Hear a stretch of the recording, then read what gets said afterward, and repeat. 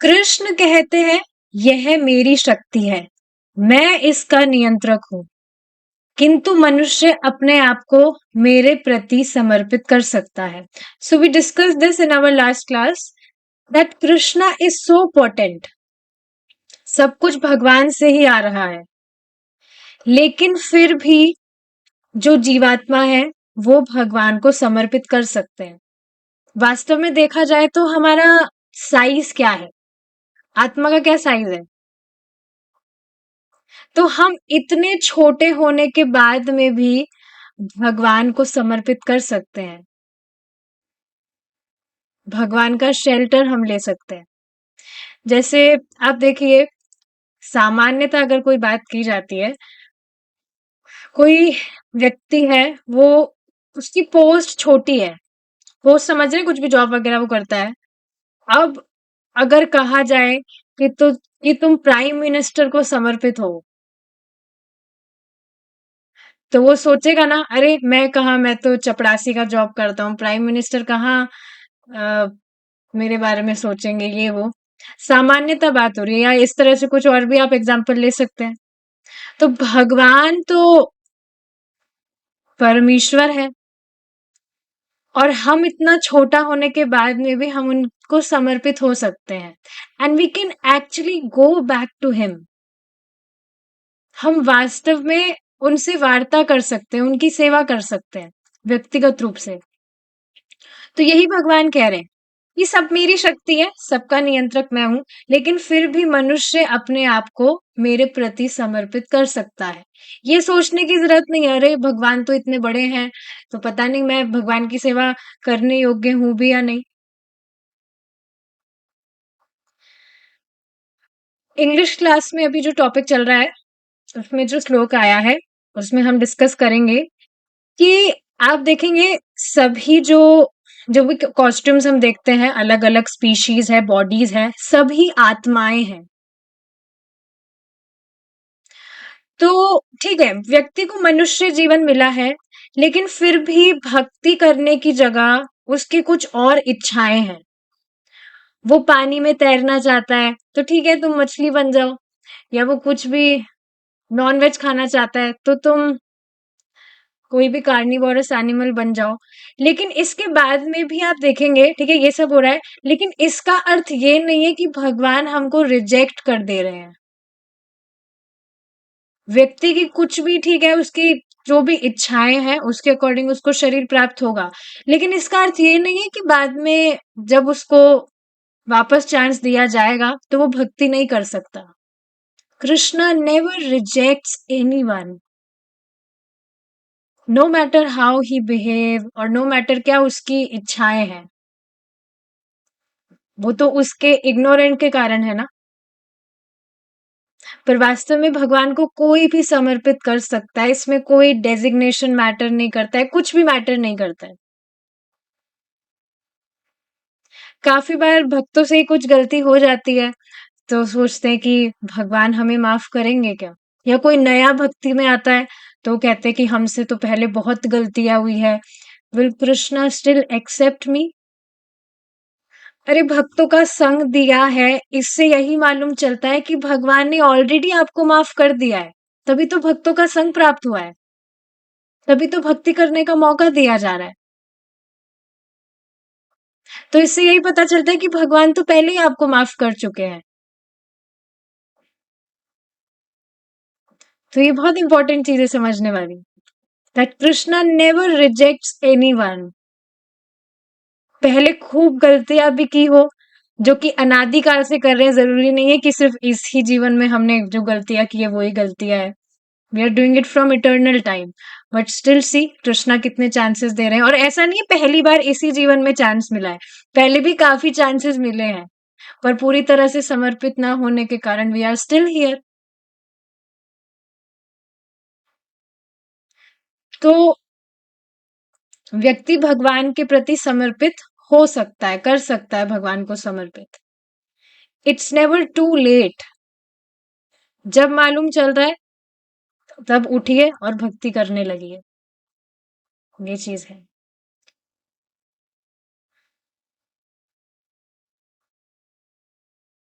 ठीक है, आगे देखते हैं। ब्रह्मांड की सारी भौतिक गतिविधियां विद्रोही आत्माओं को परमेश्वर के परम धाम में वापस लाने में लगी हैं। यही स्थिति है। यही अभी श्लोक चल रहा है ना शाम को, कि भगवान सृष्टि क्यों किए हैं। बहुत गुह्य बात है ये। भगवान सृष्टि इसीलिए किए हैं ताकि जो व्यक्ति है, जो जीवात्माएं हैं, वो भक्ति करके भगवान के पास लौटे। इसमें एक और बात आती है कि सब तो भक्ति नहीं करते, काफी लोग तो भोगों में ही पड़े रहते हैं।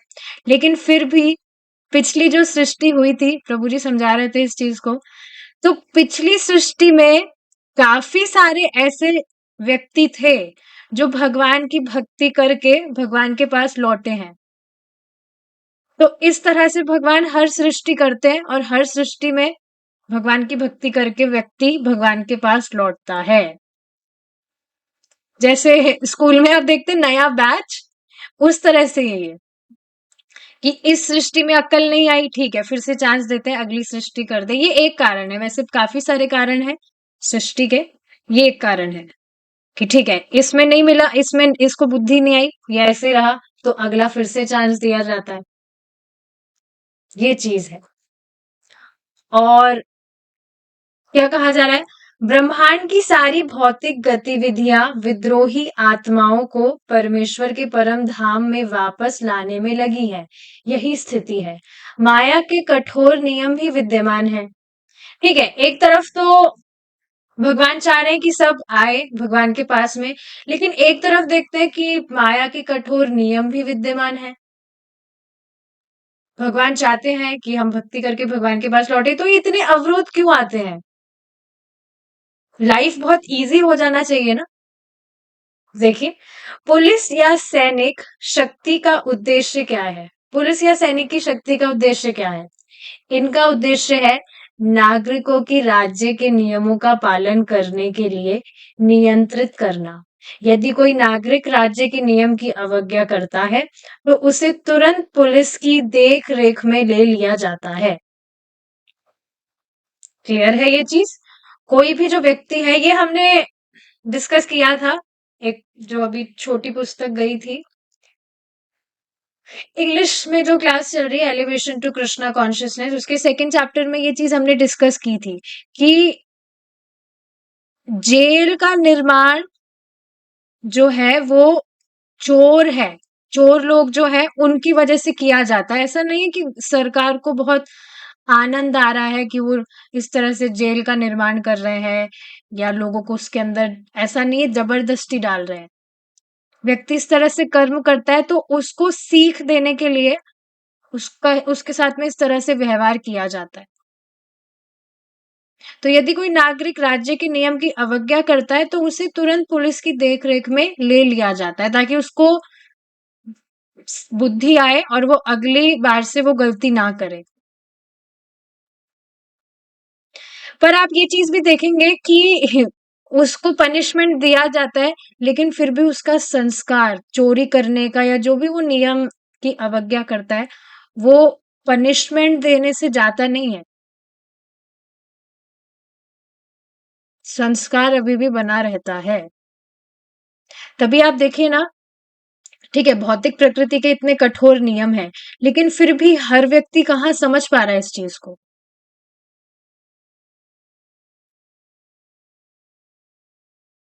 कुछ आप देखेंगे, जैसे स्कूल टाइम की बात की जाए, कुछ बच्चों को पिटाई की जाती थी, तो कुछ बच्चे ऐसे होते थे कि समझ जाते थे, पिटाई के डर के मारे ही सही वो पढ़ाई करते थे।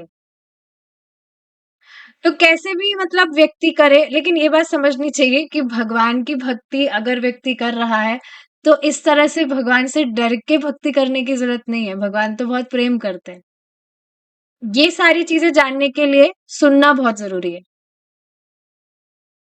इसी प्रकार यदि कोई जीव भगवत सत्ता के विरुद्ध विद्रोह करता है, तो उसे भौतिक प्रकृति के कठोर नियमों के अंतर्गत रखा जाता है और वह अवश्य दुख पाएगा। यह यही स्थिति है। इसलिए हमारी स्वार्थ सिद्धि इसी में है कि हम पूर्ण पुरुषोत्तम भगवान की खोज में लगे और अपने आप को उनके प्रति समर्पित कर दें। यही हमारा वास्तव स्वार्थ है। स्वार्थ हमने कल डिटेल में डिस्कस किया था। इसी से हम सुखी होंगे। अन्यथा यदि हम भौतिक वस्तुओं को स्वीकार करते हुए सुखी रहने का प्रयत्न करेंगे, तो यह संभव नहीं हो पाएगा। क्यों? क्योंकि भौतिक वस्तु मतलब जड़ वस्तुएं, और हम जड़ नहीं है। आत्मा कभी जड़ नहीं होती है। आत्मा चिन्मय पदार्थ है। तो कोई भी भौतिक वस्तु उसे स्पर्श भी नहीं कर सकती, उसको सुखी कहाँ से करेगी? उसको तो कोई स्पिरिचुअल चीज, आध्यात्मिक वस्तु ही संतुष्ट कर सकती है।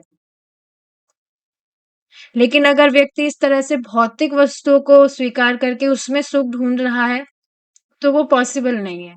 He will remain dissatisfied. Prahlad Maharaj बताते हैं कि भगवान विष्णु के पथ या कृष्ण भावनामृत की खोज कैसे की जा सकती है। वे कहते हैं कि हमने अनेक अनावश्यक चीजें गढ़ ली है और हम उनके जाल में फंस गए हैं। समझ रहे इस चीज को आप? बिना मतलब की रिस्पॉन्सिबिलिटीज को हम पकड़े हुए हैं, और हम सोचते हैं कि अगर हम ये चीज करेंगे नहीं, तो हमारे बिना तो ये हो ही नहीं पाएगा। अगर हम नहीं करेंगे तो कैसे चलेगा? क्योंकि कर तो हम ही रहे हैं ना। और इस वजह से व्यक्ति फंसा रहता है। तभी आप देखेंगे काफी व्यक्ति होते हैं जिनको कुछ मतलब जीवनी चलाने के लिए भी करने की जरूरत नहीं है। They have enough. प्रभु जी खुद बता रहे थे, कोई व्यक्ति है उनके पास में करोड़ों रुपए हैं, लाइक करोड़ों। उसके बाद में भी उनकी बिजनेस करने में बहुत ज्यादा आसक्ति है। कि 4 एसी है, 4 एसी चलाने हैं, ऐसा कुछ बता रहे थे प्रभु जी। तो आप देखेंगे इस तरह से बहुत आसक्ति होती है व्यक्ति की।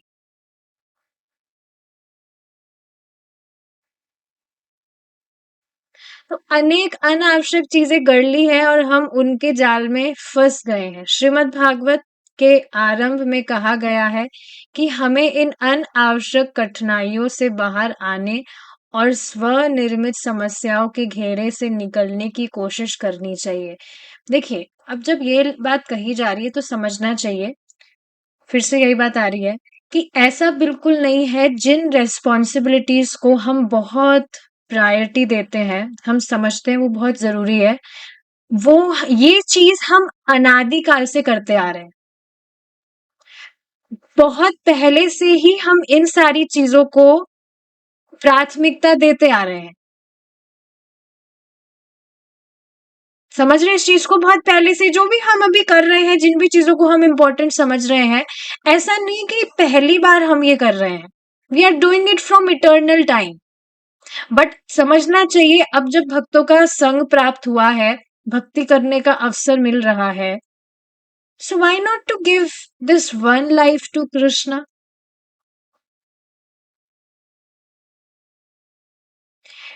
चैतन्य महाप्रभु तपन मिश्रा को बताते हैं that getting love of Krishna is extremely difficult. कोई आसान चीज नहीं है ये, भगवान कृष्ण का प्रेम प्राप्त करना।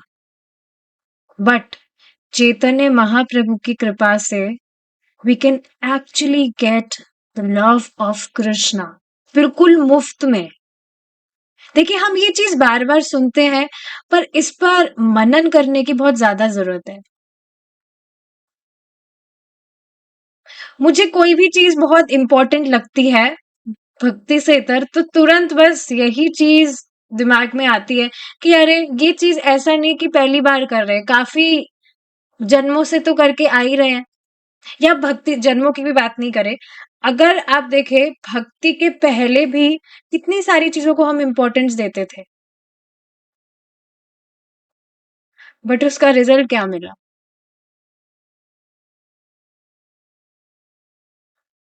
भक्त भक्ति करते हुए खुद ही अपने वास्तविक जीवन में ये चीज देख सकता है कि भक्ति करने से उसका जीवन पहले से कितना सरल हो गया है। उसके बाद तो समझना चाहिए ये चीज।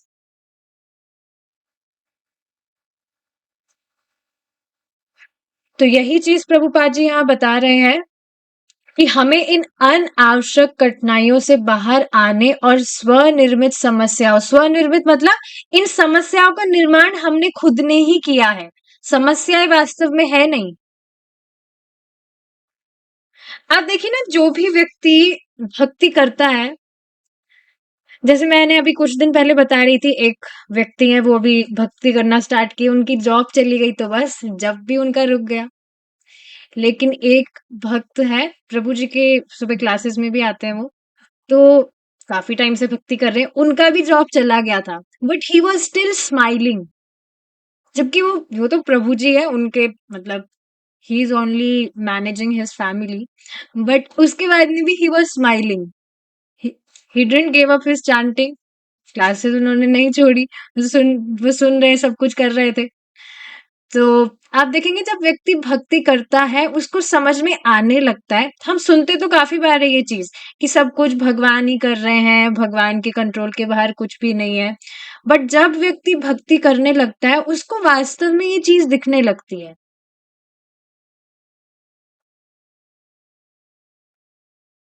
और कुछ भी समस्याएं हमें लगती है कि वो समस्या है, तो वास्तव में वो समस्या इसलिए क्योंकि हम उसको समस्या समझ रहे हैं, वास्तव में वो हमारी चेतना के द्वारा ही उसका निर्माण हुआ है।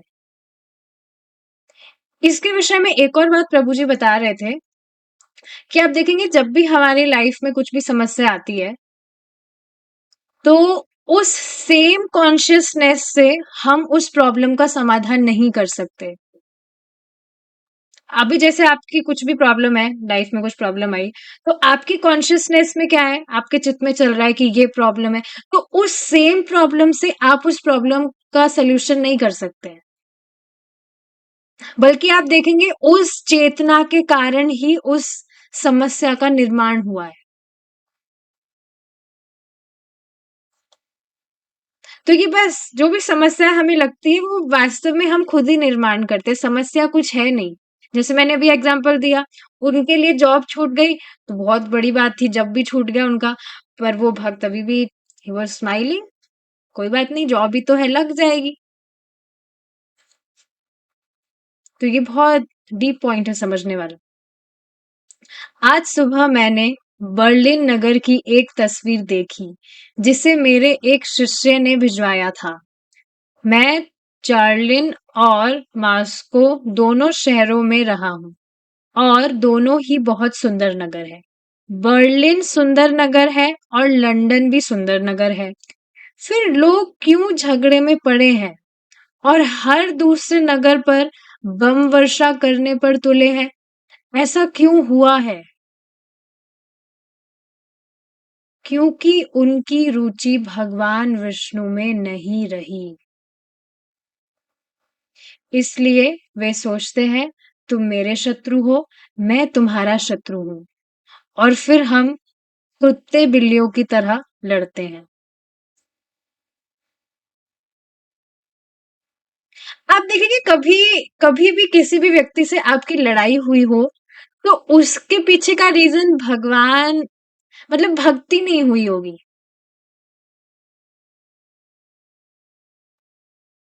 कोई भी व्यक्ति किसी भी व्यक्ति से द्वेष कर रहा है तो उसका एकमात्र कारण क्या है, सब जानते हैं, इंद्रिय तृप्ति में बाधा। अब यहीं पर आप सोचिए, अगर ये व्यक्ति जिनका प्रभुपाद जी एग्जाम्पल दे रहे हैं, ये समझते हम भगवान कृष्ण के अंश हैं, we are fragmental part of Krishna, तो हम, तुम भी अंश हो भगवान के, मैं भी अंश हूं, तो क्या कुछ झगड़े का कोई कारण होता भी? यही सेम चीज आज प्रभु जी बता रहे थे कि आप देखेंगे, we we all are non envious with each other. ऐसा नहीं कि हमें किसी को देखकर ईर्ष्या होती है। कोई भक्त अगर हमसे ज्यादा जप भी कर रहा है तो ऐसा नहीं उसको देखकर ईर्ष्या हो रही है, अरे ये मेरे से ज्यादा जप कैसे कर रहा है, बल्कि खुशी होती है। Is it not? बल्कि हम अगर अच्छे से कर भी नहीं पाते हैं तो सामने वाले से हमें इंस्पिरेशन ही मिलता है। जैसे आज प्रभु जी आने में लेट हो गए थे, तो ऐसा नहीं है कि हम सोच रहे थे अरे वाह वाह आज तो प्रभु जी लेट हो गए, ये हो गया वो हो गया। बल्कि सोच ही रहे होंगे अरे क्या हुआ, इतना लेट कैसे हो गया, कुछ बीमार तो नहीं हो गए या क्या, कुछ बात तो नहीं हो गई। तो आप देखेंगे वी आर नॉन एनवियस, कोई ईर्ष्या का भाव ही नहीं है। क्यों? क्योंकि भगवान कृष्ण केंद्र में है। यही बात एक बार किसी व्यक्ति ने श्रीला प्रभुपाद जी से पूछी थी कि ये जो भी लड़ाई दंगे हो रहे हैं, इनका सल्यूशन क्या है? तो प्रभुपाद जी ने यही बताया कि लोग कृष्ण भावना भावित हो।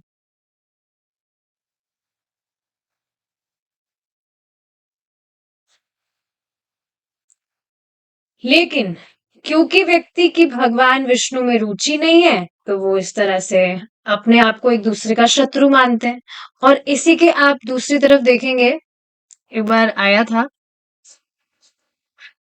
कि कोई दो देश हैं, वो अपने आप को एक दूसरे का शत्रु मान रहे हैं, जबकि उनमें से काफी लोगों ने तो एक दूसरे की शक्ल भी नहीं देखी, फिर भी एक देश पूरे दूसरे देश को अपना दुश्मन मान रहा है।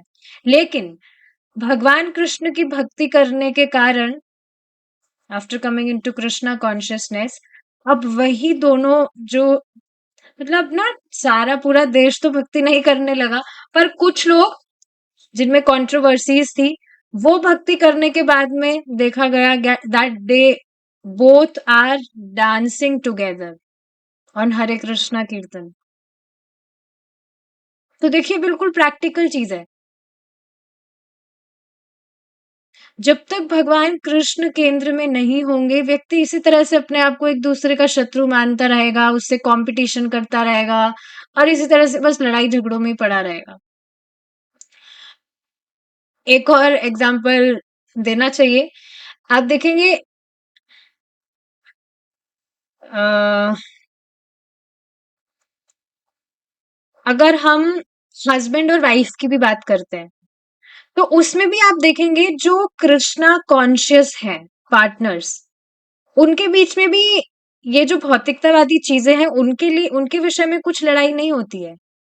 दूसरी तरफ देखिए जो कृष्ण भावना भावित है ही नहीं, सच में इस तरह से लोग व्यवहार करते हैं, मैंने खुद ने देखा हुआ है। हस्बैंड मतलब बहुत खराब सा व्यवहार होता है। क्यों? क्योंकि देखिए स्पष्ट है, पार्टनर्स है, विवाह हुआ है, लेकिन उसके बाद में भी क्योंकि भगवान कृष्ण केंद्र में नहीं है, तो इस तरह से व्यवहार कर रहा है।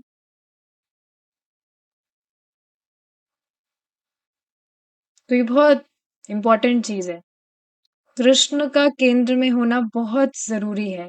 नहीं तो व्यक्ति इसी तरह से अज्ञान में अपना ये लड़ाई झगड़ों में पूरा मनुष्य जीवन व्यर्थ कर रहा है।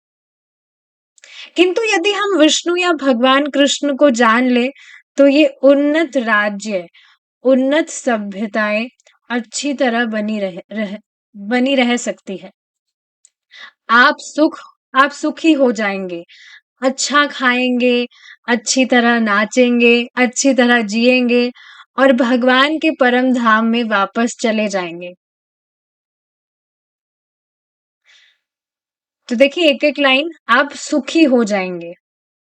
देखिए ये बात जब लिखी जा रही है, मतलब पढ़ रहे हैं हम, तो क्या आप सच में इस पर रिफ्लेक्ट कर पा रहे हैं?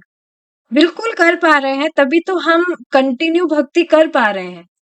आप सोचिए ना, भक्ति हम करते, या कोई भी व्यक्ति कुछ भी जीवन में कुछ भी काम करता है, अगर उसको कुछ दिखा ही नहीं, कुछ आउटकम ही उसको नहीं मिले, तो वो कितने दिनों तक उसे कंटिन्यू कर सकता है? तो भक्ति व्यक्ति कर रहा है, he experience transformations in his life. आप देखेंगे कई बार ऐसा होता है आपके साथ में कि ठीक है भक्ति आप कर रहे हैं, और काफी बार कुछ भी मतलब होता नहीं है, but still you keep smiling. पता भी नहीं चलता रीजन क्या है, आप बस स्माइल करते रहते हैं। सामने वाला कोई ठीक है पागल समझ सकता है, पर ऐसा कई बार होता है कि कुछ भगवान से रिलेटेड ऐसी चीज होती है कि आप बस स्माइल करते हैं, और उस टाइम आप ये चीज देख पाएंगे कि ये चीज पहले नहीं थी, जब भक्ति नहीं कर रहे थे।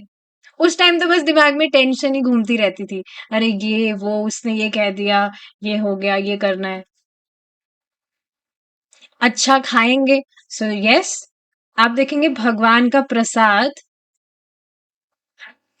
अ, भगवान का प्रसाद हम पाते हैं। उसके अलावा आप देखेंगे कितना मतलब प्योरिटी है उसमें। कल एक भक्त का कुछ क्वेश्चन था कि हमें क्या पैकेट फूड नहीं भगवान को ऑफर नहीं करना चाहिए। पैकेट फूड नहीं करना चाहिए। पैकेट फूड का मतलब क्या है? खाना बहुत टाइम से बना, मतलब बहुत पहले बना था, और उसमें प्रिजर्वेटिव्स ऐड करके उसकी शेल्फ लाइफ बढ़ा दी ताकि वो लंबे समय तक चले। तो वो तो बासी खाना हो गया ना, उसको बहुत टाइम पहले फैक्ट्री में बना था वो, उसमें पता नहीं क्या क्या चीजें होती है, तो वो तो अच्छा खाना नहीं है। कृष्णा ओनली एप्रिशिएट्स भक्त जो अपने हाथों से उनके लिए प्रेम से बनाता है। Krishna is not hungry for our food, for any one's food. और Krishna is not a prasadam machine. Prabhupada ji बताते हैं ये चीज, भगवान कृष्ण प्रसाद की मशीन नहीं है कि यहाँ जो भी दिखा बस लगा दिया भगवान को। This is not the proper etiquette. Etiquette is that you make, you cook for Krishna, और उसमें भी आप देखेंगे एक अलग ही टेस्ट है। हर दिन मैं खुद इस चीज से रिलेट कर पाती हूँ। पहले तो मुझे बहुत आलस भी आता था कुछ भी बनाना या नहीं, but now when we cook, तो अच्छे से भगवान के लिए प्लेट्स हम अरेंज करते हैं, अच्छे से उसको डेकोरेट करना, and then we offer it to Krishna, कितना अच्छा लगता है। तो ये चीज है, अच्छी तरह नाचेंगे। तो ये कल एक भक्त बता रहे थे मुझे कि भगवान कृष्ण के लिए नृत्य करने में बहुत आनंद आता है। अब इसमें भी देखिए एक बात आती है कि मंदिर में, मंदिर की बात नहीं करें, जैसे कहीं पर भी भगवान का कीर्तन हो रहा है, तो आनंद वास्तव में किस चीज में आता है? जब हम वास्तव में भगवान की प्रसन्नता के लिए, उनके लिए नृत्य करते हैं। पब्लिक में भी लोग काफी नृत्य करते हैं, वो अपने मजे के लिए करते हैं, बट वास्तविकता में भगवान कृष्ण की प्रसन्नता के लिए नृत्य करने में आनंद होता है। ये कहीं पर ये चीज मेंशन भी है। प्रभु जी एक बार बता रहे थे, भगवान नरसिंह देव की कथा में कहीं आता है कि कोई भी व्यक्ति जब भगवान कृष्ण के लिए नृत्य करता है, उसका कुछ था, कुछ बेनिफिट मुझे याद नहीं आ रहा है। Anyways, it is a great austerity to do anything for Krishna, कुछ भी आप करिए, ठीक है, अच्छी तरह जिएंगे और भगवान के परम धाम में वापस चले जाएंगे। इहलोक में आनंद प्राप्त करे और परलोक में भी। यस, तो आप देखेंगे जब व्यक्ति भगवान की भक्ति करता है, भक्त, तो यहाँ पर भी काफी सारी चीजें बहुत इजी होती चली जाती है। Life becomes magical. हर दिन एक फेस्टिवल की तरह हो जाता है। ये बोलने वाली बात नहीं है। आप अगर कंपेयर करेंगे आपका पहले वाला जीवन अब वाले जीवन से, तब आप इस चीज को देख पाएंगे। भगवान की भक्ति में वास्तव में आनंद है, ठीक है, यही हमारी प्रार्थना है। प्रत्येक व्यक्ति को कृष्ण भावनामृत आंदोलन गंभीरता से अपनाना चाहिए और इसे अच्छी तरह समझने का प्रयत्न करना चाहिए। इस पर एक बात आ रही थी, एनीवेज अभी मुझे याद नहीं आ रही है, पर थी कुछ बात। एक बार फिर से पढ़ते हैं। प्रत्येक व्यक्ति को कृष्ण भावनामृत आंदोलन गंभीरता से अपनाना चाहिए और इसे अच्छी तरह समझने का प्रयत्न करना चाहिए। यह वैदिक सिद्धांत के आधार पर प्रमाणित है। यह कोई मनगढ़ंत या अप्रामाणिक नहीं है। ये चीज हमने समझी थी कि आप सोचिए हम भगवान कृष्ण की भक्ति कर रहे हैं, अगर ये एक भावुकता मात्र होती तो कितने दिन ये व्यक्ति इसको कर पाता। Devotees do experience reciprocations from Lord. Krishna actually reciprocates. Is it not? कैसे भी आपके जैसे काफी सारे इसके डायमेंशंस हो सकते हैं, वेरिएशंस हो सकते हैं। जैसे आपके दिमाग में कुछ क्वेश्चन चल रहा है, तो भगवान आप देखेंगे कहीं ना कहीं से उत्तर दिलवा देते हैं। या आपको कुछ हेल्प चाहिए, किसी ना किसी भक्त को प्रेरित करके या किसी ना किसी व्यक्ति को प्रेरित करके हेल्प करवा देते हैं। और आप देखेंगे जब आप भक्ति करने लगते हैं तो आप और ज्यादा कॉन्शियस होने लगते हैं इन सब। मतलब कॉन्शियस मतलब आप देख पाते हैं कि हाँ, ये मुझे परेशानी थी और भगवान किस तरह से सहायता कर रहे हैं। जैसे अभी कुछ दिन पहले की बात है, एक भक्त है, मैं उनसे पूछती रहती हूँ, प्रभु जी जो भी कीर्तन करते हैं तो उसकी ट्यून्स वगैरह भेजते हैं वो मुझे। तो मैंने एक ट्यून उनसे पूछी थी, उन्होंने मना कर दिया कि नहीं मुझे नहीं पता। तो प्रभु जी ने कुछ टाइम पहले मुझे एक कीर्तन भेजा था, मैंने वो सुना नहीं था अच्छे से। बट फिर उसके अगले दिन ही एकदम से पता नहीं मुझे क्या प्रेरणा मिली या क्या, मैंने वही कीर्तन प्ले किया और मैंने देखा कि वो ट्यून तो उस कीर्तन में है। अब किसी साधारण व्यक्ति के लिए ये कोई छोटी मोटी बात हो सकती है, बट आप देखेंगे इस तरह से भगवान रेसिप्रोकेट करते हैं। उस टाइम पर आई वाज, क्या मतलब उस टाइम पर क्या फीलिंग थी मैं बता नहीं सकती कि इस तरह से भगवान रेसिप्रोकेट करते हैं। मैं परेशान हो रही थी, अरे इतनी अच्छी ट्यूनें मिल जाती तो अच्छा होता, और देखिए अगले दिन ही भगवान ने इस तरह से कर दिया। सो कृष्णा एक्चुअली रेसिप्रोकेट्स। तो ये कोई मन घड़त या अप्रामाणिक नहीं है। हम विश्व के अनेक भागों में केंद्र खोल रहे हैं ताकि लोग अपने वास्तविक हित को, अर्थात विष्णु और कृष्ण को पहचान सके। यही हमारा उद्देश्य है। कृपया हमारी सहायता करें और हमारे साथ सम्मिलित हो। सो सी, प्रभुपाद जी इज एक्चुअली